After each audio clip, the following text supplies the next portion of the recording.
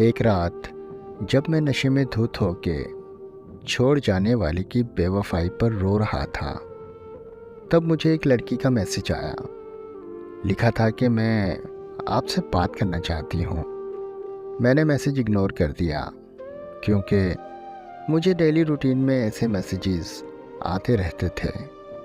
मेरा social media account हकीकत पर मबनी दर्द पर लिखी दास्तानों से भरा हुआ था, जिसकी वजह से बहुत सारे लोगों के दिलों में मेरे लिए हमदर्दी थी और वो लोग मुझे मैसेजेस किया करते थे। पर मुझे हमदर्दी से नफ़रत होने की वजह से मैंने कभी किसी को रिप्लाई नहीं दिया था। उस लड़की के मैसेजेस बार बार आने लगे तो मैंने मोबाइल फ़ोन बंद कर दिया और सो गया। अगले दिन मैं शाम के 7 बजे जब नींद से उठा तो अपना मोबाइल ऑन किया तो उस लड़की के कोई 200 मैसेजेस आए हुए थे। तब मुझे बहुत गुस्सा आया। मैंने उसे कॉल मिला दी। उसकी कॉल अटेंड करते ही मैंने उसकी खूब इंसल्ट की और कॉल बंद करके उसे ब्लॉक कर दिया। थोड़ी देर बाद मुझे एक और रॉन्ग नंबर से कॉल आ गई। मैंने अटेंड की तो एक लड़की ने मुझे भाई कहते हुए कहा कि मैं नूर की बहन बात कर रही हूँ। मैंने उससे पूछा कि कौन नूर? तो वो कहने लगी कि वही नूर जिसने सोशल मीडिया पर आपकी स्टोरी पढ़कर पिछले 7 दिनों से कुछ नहीं खाया। वही नूर जो पिछले 7 दिनों से रोए जा रही है। वही नूर जो पिछले 7 दिनों से सोई तक नहीं। वही नूर जिसकी आपने कुछ देर पहले कॉल पर इंसल्ट की। मैंने इतना सुनते ही कॉल बंद कर दी और वो नंबर भी ब्लॉक कर दिया। रात को जब मैं फिर से नशे में धुत हुआ तो मुझे अजीब ख्याल आने लगे और अजीब सी बेचैनी होने लगी कि आखिर ये नूर है कौन और ऐसा क्यों कर रही है। मैंने उसे अनब्लॉक किया और कॉल कर दी। कॉल उसकी बहन ने अटेंड की। मेरे हेलो करते ही मुझे कहने लगी कि अगर नूर को कुछ हुआ तो तुम्हें छोड़ूंगी नहीं। मैंने भी उसे गुस्से से बात करते हुए कहा कि आखिर मैंने ऐसा किया क्या है जो तुम मुझसे ऐसे बात कर रही हो। तो वो रोते हुए कहने लगी कि नूर को पता नहीं क्या हो गया है, उसे बिल्कुल होश नहीं आ रहा। हम सब उसे हॉस्पिटल लेकर आए हैं। मैंने जब हॉस्पिटल का एड्रेस पूछा तो वो हॉस्पिटल मेरे घर से 6 घंटे की ड्राइव पर था। मैंने एक दोस्त को कॉल की कि हमें इस्लामाबाद जाना है। मेरा दोस्त आ गया और हम रात के 2 बजे इस्लामाबाद के लिए रवाना हो गए। हम सुबह 8 बजे इस्लामाबाद पहुंच गए। वहां पहुंचते ही मेरी मुलाकात नूर की बहन से हुई। उसने बताया कि नूर को 104 पर बुखार है और उसे अभी तक होश नहीं आ रहा। फिर उसकी बहन ने मुझे नूर के बारे में बताया। वो सुनकर तो मैं अपने होशो हवास खो बैठा था। मैं ये सोच रहा था कि ये आखिर कैसे मुमकिन हो सकता है। नूर की बहन ने मुझे बताया कि हमारे वालिदैन एक रोड एक्सीडेंट में मारे गए थे। नूर को उनकी मौत का सदमा बहुत गहरा लगा। एक दिन मैं नूर को खाना देने के लिए कमरे में गई और अचानक से नूर मुझ पर चीखने लगी।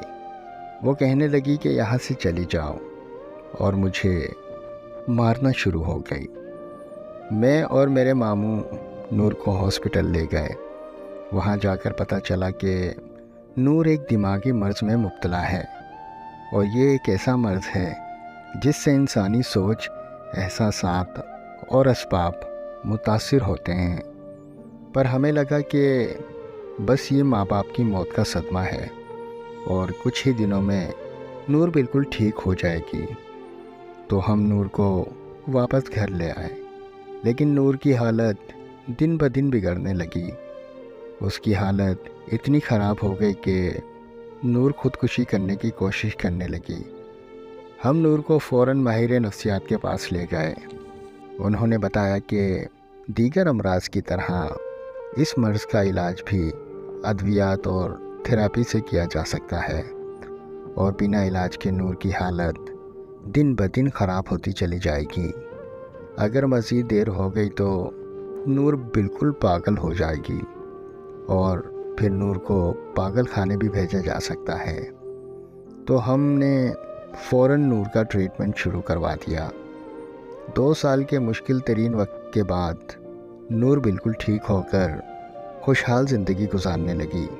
नूर ने बहुत सारे नावल भी लिखे हैं और शेर व शायरी का भी शौक़ रखती है। पर जब से नूर ने आपकी कहानी पढ़ी है, बस तब से इसको दिमागी मर्ज़ का अटैक दोबारा आ गया है। नूर की बहन की बात मुकम्मल होने पर मुझे खबर मिली कि नूर को होश आ गया है और नूर की बहन नूर की तरफ भाग गई। मैं भी उसके पास जाना चाहता था, पर मेरे दोस्त ने मुझे रोक लिया। मुझे कहने लगा कि नूर तो पागल लड़की है, हमें इससे क्या लेना देना, चलो हम घर चलते हैं। मैंने दोस्त से बोला कि अरे यार, मैं कौन सा नॉर्मल हूँ, मैं तो इतना पागल हो चुका हूँ कि किसी का गम भुलाने के लिए नशे का सहारा ले रहा हूँ। बस इतना कहकर मैं नूर से मिलने चला गया। नूर मुझे देखते ही उठकर बैठ गई। उसकी खुशी की कोई इंतहा नहीं थी। ज़िंदगी में पहली बार मैंने खुद की वजह से किसी के चेहरे पर खुशी देखी थी और उसके चेहरे पर खुशी देखकर जो मुझे सुकून महसूस हो रहा था, वो सुकून मैंने कभी महसूस नहीं किया था। मैं नूर के करीब जाकर बैठ गया और उससे उसका हाल पूछने लगा। तो वो मुझे कहने लगी कि आपके आने से सब कुछ ठीक हो गया है। फिर हमने बहुत सी बातें की और कुछ देर के बाद मैंने नूर से कहा कि अब मेरे जाने का वक्त हो गया है। नूर ने जब ये सुना तो पता नहीं उसके चेहरे की हंसी कहाँ चली गई। उसके हाथ पांव कांपने लगे और आंखें नम हो गई थीं। मैंने नूर की हालत देखते हुए अपने दोस्त को कॉल की और उसे कहा कि तुम चले जाओ, मैं बाद में आ जाऊंगा। ये सुनते ही नूर के चेहरे पर मुस्कुराहट फिर से वापस आ गई थी। मैं और नूर 2 दिन तक हॉस्पिटल में रहे। वो 2 दिन मेरी ज़िंदगी के खूबसूरत दिन थे। हमने एक साथ जीने मरने की कस्में भी खाई थीं। 2 दिन बाद नूर को हॉस्पिटल से छुट्टी मिल गई और हम दोनों अपने अपने घर चले गए। फिर हमारी फ़ोन पर दिन रात बात होने लगी और ऐसे ही 1 साल गुज़र गया। वो ज़हनी तौर पर बिल्कुल ठीक हो चुकी थी और मैं भी नशा मुकम्मल तौर पर छोड़ चुका था। यहाँ तक कि हमारी शादी के लिए हमारी फैमिलीज़ भी रज़ामंद हो चुकी थीं। ज़िंदगी में सब अच्छा चल रहा था कि अचानक एक ख़बर ने मेरी दुनिया हिला कर रख दी।